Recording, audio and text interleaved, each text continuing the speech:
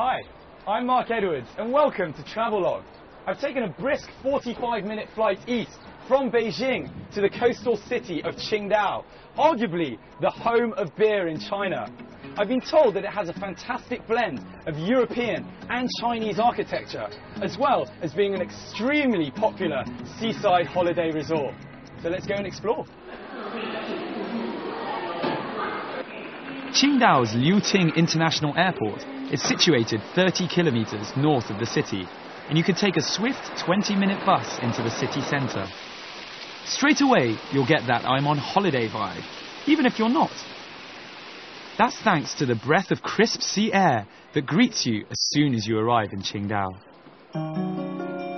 At first sight, you might be forgiven for thinking that you can't possibly be in a port city in Shandong province in East China.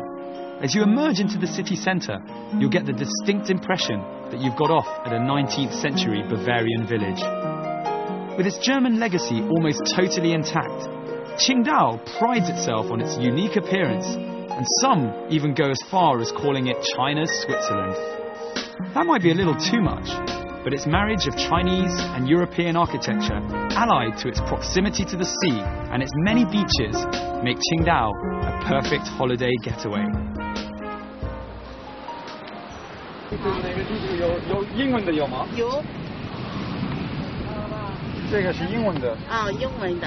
对，你有英文的吗？啊，这个就是。啊。中英文。是吗？还有什么东西在里面？什么都有。什么都有，每个好的地方是吧？啊，都有，所有的地方都有。哦，我拿一个，多少钱一个 ？8。啊。你会说英语吗？啊，这不就是8？ 8，我买一个。Thank you very much. Bye bye. Bye bye.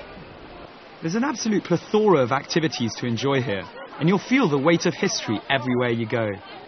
In the late 19th century, the might of international politics thrust what was, at the time, a small scenic fishing village into the limelight on the world stage. The assassination of 2 German missionaries that year was used as a pretext by the German Kaiser Wilhelm II to force the Qing government to lease QINGDAO to Germany for 99 years. The lease came into effect in 1898, and this small coastal village was set on the path to becoming the 4th largest seaport in China. It's a great place for strolling. The city's green credentials are further reinforced by its many parks, and the Qingdaoshan Gongyuan is especially worth visiting because of the added attraction of its underground fort.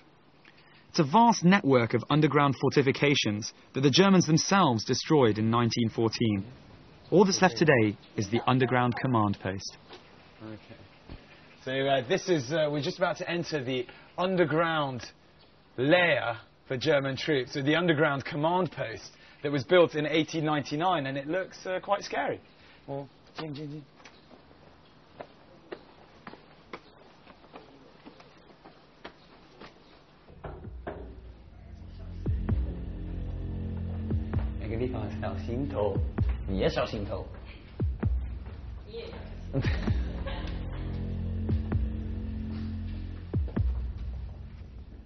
It's a thoroughly enjoyable visit, as you're literally thrust into the front line in a claustrophobic, hands-on experience guaranteed to appeal to all ages. The atmosphere is palpably scary, especially if you've come on a day with few other visitors. Dark, dank, and I'd venture to say an ideal setting for a low-budget horror movie. Whether you're coming to read about the history, feel the history, or relive it, you won't be disappointed. You can take a look around the old living quarters, the canteen, the boiler room, and the many escape hatches and secret tunnels, all buried 3 stories underground. So I'm heading up to the watchtower, which is where the German army would have given out their instructions. There's a reinforced steel parapet and turret that revolves, and it's got 20 centimetres of reinforced steel in case it came under heavy fire, and hopefully there won't be any of that today.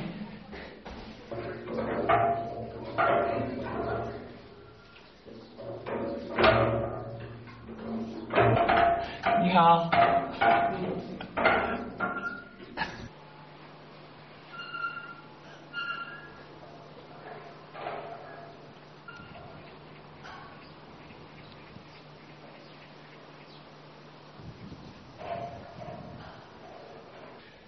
Luckily, no heavy gunfire, just a nice little girl.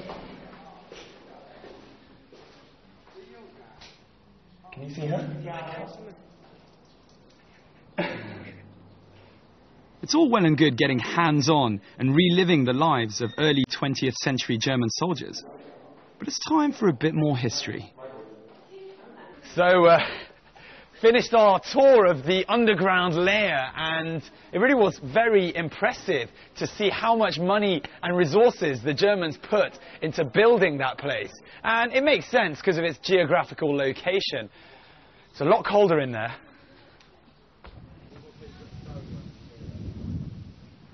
The QINGDAO War Museum highlights the main players from this period of history through exhibits such as Japanese, German and Chinese guns, parchments, documents, testimonials and photographs.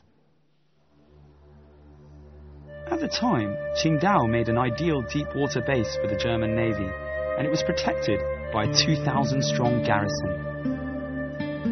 But the Germans weren't the only ones to appreciate QINGDAO's strategic importance. The city was the object of an international tug-of-war when Japan, anxious to acquire a foothold in China, spotted that Germany's influence in the east had weakened due to the events unfolding on the battlefields of Europe. What then ensued is commonly referred to as the Siege of QINGDAO, the only major land battle in East Asia during the First World War. Then, in 1919, much to the fury of the Chinese, QINGDAO was ceded to Japan under the Treaty of Versailles. This led directly to the outbreak of the May the 4th movement, a crucial event in the formation of the national Chinese consciousness.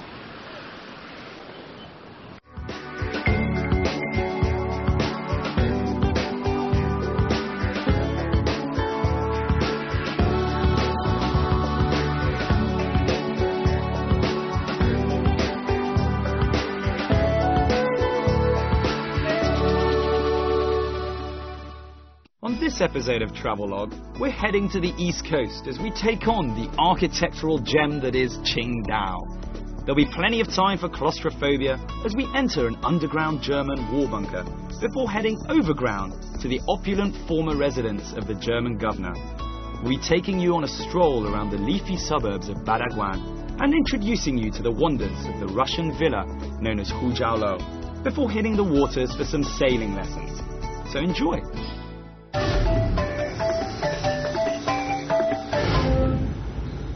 The German occupation, though relatively brief, has created something of a tourist haven.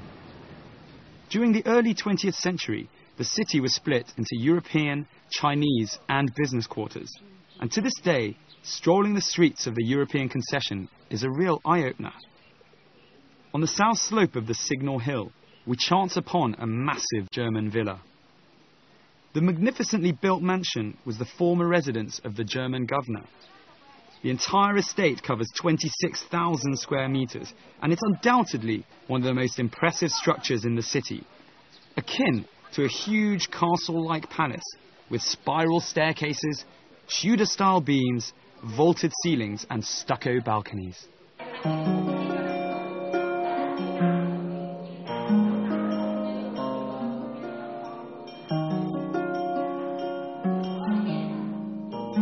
There was no extravagance spared in its construction, with much of the materials shipped in from Europe. In many ways, it reminds me of the stately homes that you can find dotted around the United Kingdom, with their large entrance halls, lavish paintings and opulent decorations. Used by Mao Zedong in 1958, which is incidentally why it wasn't damaged during the Cultural Revolution like many of the other foreign buildings were, the mansion is now a hotel cum museum. You can take a look at the very room used by the chairman, which has been left exactly as he liked it, with hard mattresses, soft couches, and lots of spittoons. These days, you'll also be able to find different exhibitions that take place in the gazebo, such as a photographic history of QINGDAO, which was on when we were there. So, picture this. It's the turn of the 20th century, and you're the recently appointed governor of QINGDAO, all the way from Germany. You also have a bottomless expense account. what do? Well, you build an extravagant house, like the governor did.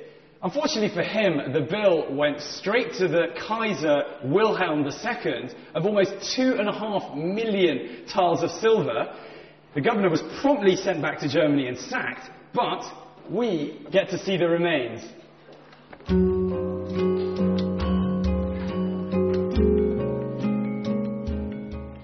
Right, let's see what almost 2.5 million tiles of silver can get you in 1903.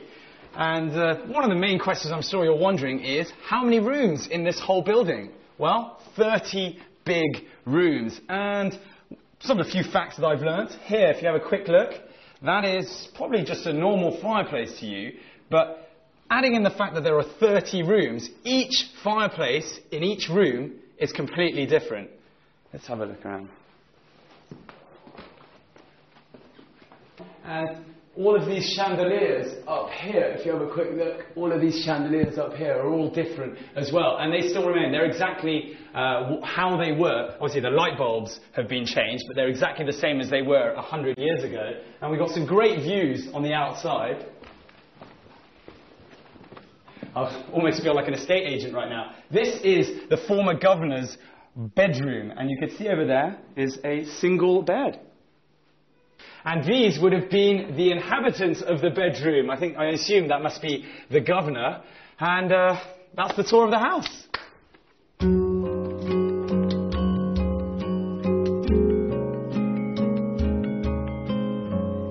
Each of the different rooms has a distinct style.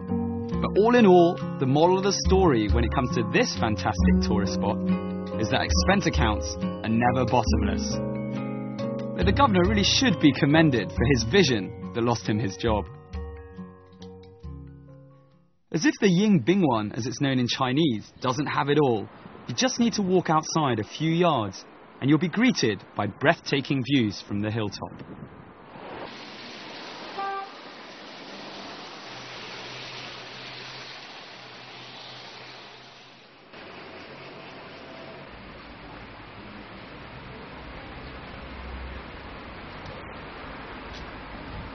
So at the very end of the 19th century, QINGDAO was ceded to the Germans after their leader, Kaiser Wilhelm, had kept his eye on it, as he thought it would be a strategic location for them in the east.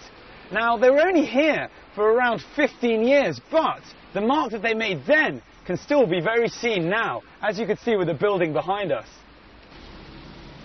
Whilst you're in the mood for strolling, there's no better place than in and around Badagwan, whatever the weather. It literally means 8 passes. Famous for its tree-lined streets, gardens and European architecture, it lies in the east of QINGDAO, with the Taiping Mountain on the one side and the Yellow Sea on the other, right by the No. 2 beach, in fact. For anyone who's into leafy suburbs, this part of QINGDAO is a real treat.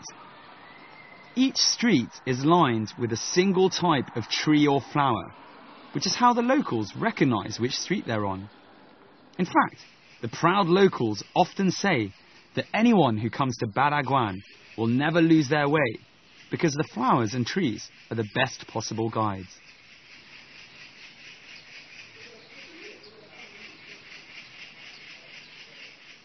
Badagwan is basically a conglomeration of several crisscrossing roads. The 8 roads are all named after 8 strategic passes on the Great Wall, in and around Beijing. You'll definitely get a gentle, quiet, suburban feel as you pass the 100 or so Western villas on display here. With its proximity to the ocean and its all-year-round sea breeze, it's easy to see why this area is chosen by so many affluent people as their home. There's a particularly high concentration of holiday houses here as well. So why not come in the summer and rent yourself a historic villa? You could say that it's a great area in all seasons, with its fragrant smells and shade from the trees, keeping everything dry and cool, whether it's raining or it's sunny.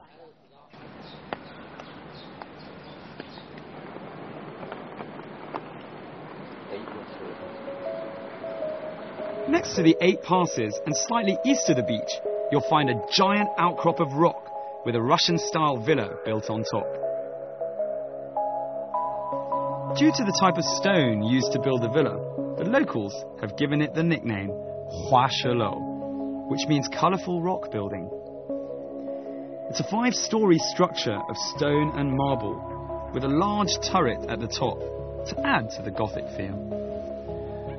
Originally the home of a Russian aristocrat, this top-class piece of real estate, dating from 1932, combines an interesting mix of Greek, Roman and Gothic influences. There's also the added fact that the inside is filled with Chinese furniture, within rooms that are distinctly European. It's not too pleasant out there, but I've got a feeling I'll be able to have a better view of Qingdao from above.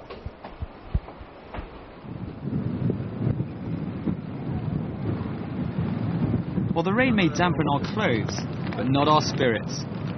Let's see if we can find the secret passage that leads out directly from the house to the seashore. Well, so I'm told.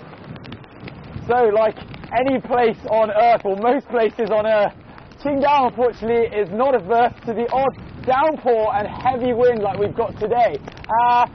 That said, it does teach you when travelling to always be prepared, and in this case, reminds you of where Qingdao used to be as a tiny little fishing village, and they'd have to put up with diverse weather like this going out to get their food just for sustenance. Something you will really appreciate from up here is how even on good days, the waves come crashing down far more powerfully on the east coast than they ever do on the south. Which begs the question, would you have been man enough to go out on days like this? Even if your livelihood depended on it, like it did for the fishermen in the 19th century.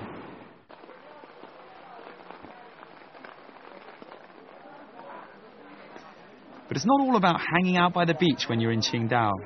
There's so much fun to be had taking in the culture of this fascinating city. For example, you can make your way over to the restored Tianhe Temple. It's a 20-minute walk eastward from Badaguan and is dedicated to the heavenly queen Tianhe. Actually, the temple also moonlights as the Qingdao Folk Museum.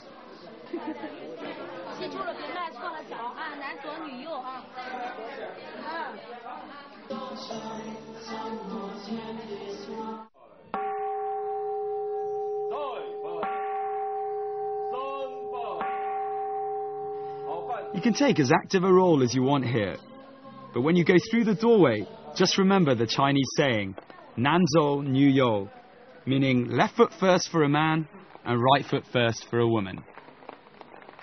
So Tianhe Temple was built over 500 years ago, which means that it actually predates Qingdao city itself, and a lot of the cultural relics are still available for you to see here.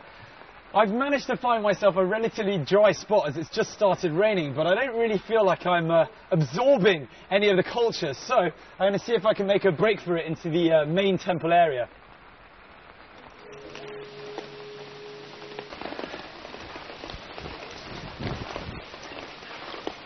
Well, can't always plan for the best weather on holiday, and I've obviously planned very badly travelling today. However, I think it's quite apt that we've arrived at the Tianhe Temple in Qingdao, which is primarily dedicated to the goddess of the sea, Mazu, who would look after the sailors out on the coast. And I think on a day like today, they could probably use all the help they can get. There are other gods here in the temple that they used to worship, but this is the main one. Mazu is worshipped widely in the southeast coastal areas of China and across Southeast Asia, where seafaring traditions are strong. The real-life Mazu, so the story goes, was a lady named Lin Monyang, who was born in the year 960 on Meizhou Island off the coast of Fujian province. Mazu is usually depicted together with two guardian generals, known as the Thousand Miles Eye and With the Wind Ear. They are said to have been two demons who Mazu subdued and turned into loyal guardians and friends. According to popular legend, Mazu was taught the mysteries of the Tao by a priest and subsequently began a lifetime of selfless charity, guiding ships into harbour and saving sailors from drowning. Mazu aside, This particular temple is multi-denominational, as other gods are worshipped here. Among them, the Dragon King and the God of Wealth. While safe in the knowledge that Marzu is looking over us, we decide to head on down to the harbour for some sailing lessons.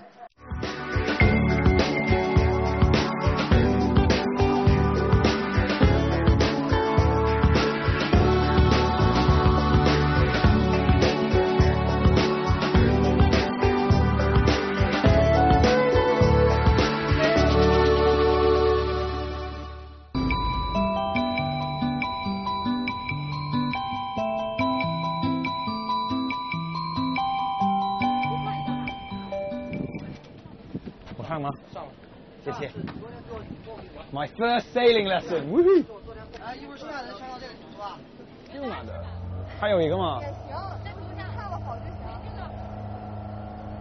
We're using the motor first to get out.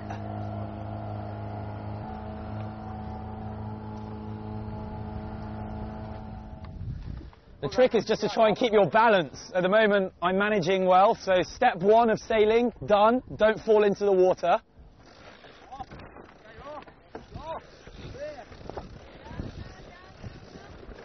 Woo. Engines off. Once the mast is up, you're ready to go.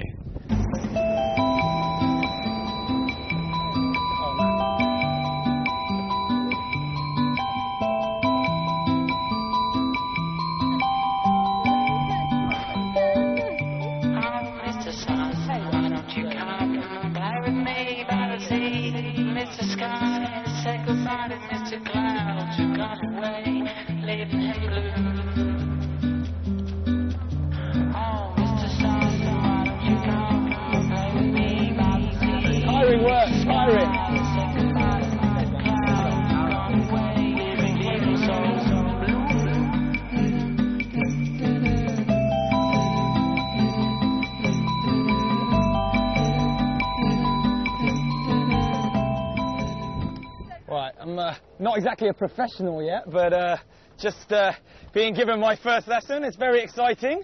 Hopefully at some point they might even let me, I don't even know how to say that, use the rudder, be the captain for a second. But at the moment, just enjoying it with my teacher here. Don't worry if you don't know how to sail, never been on a boat, or never even seen the sea. The teachers are all extremely professional, and more importantly in my case, extremely patient. In fact, there are people ready to help, whatever level of sailor you see yourself as. So we've taken a quick breather as the wind's pretty much died out, but I've been really impressed by the sheer enthusiasm of the crew trying to teach me, pretty rookie on my first day, first lesson ever. However, really have been impressed and surprised by the sheer number of Chinese people out on the seas learning to sail. So who knows, maybe the next Olympic champion could come from QINGDAO itself.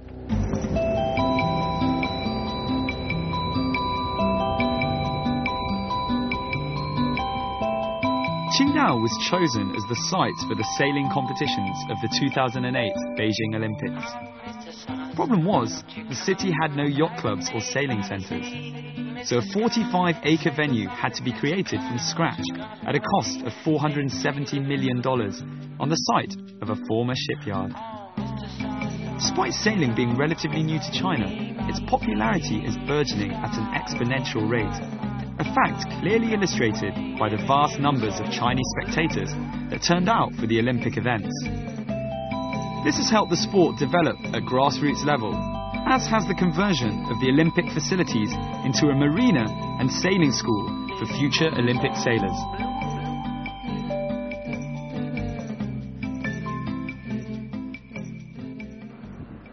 Right, enough time on the water for one day. Let's go and get a bird's eye view of the city.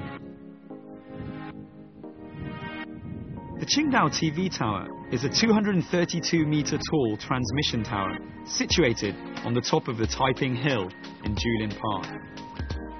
Built in 1994, the glass observation deck is perfect for some quiet contemplation. If you're feeling a little peckish, head to the revolving restaurant so you can fill up those grumbly stomachs whilst QINGDAO revolves around you. And finally, make your way up to the wind-lashed outdoor sightseeing platform on top. Just in case you get quizzed about this place, you should know that it's the third highest steel tower in the world, after the Eiffel Tower in France and the Tokyo Tower in Japan. Perfect place to take a break for now and just enjoy the view. Well, they say a picture's worth 1,000 words, and what a sight to behold. It's a 360-degree view of Qingdao in all of its splendor. And we're lucky enough that today is a gloriously sunny day, which has gone a little bit far enough to make me feel okay about the fact that unfortunately that's all the time we've got left for today. Really hope you've enjoyed this part of the trip around Qingdao. You've learnt a bit of culture and had a bit of fun. I'm Mark Edwards, and I'll catch you very soon on another episode of Travelogue.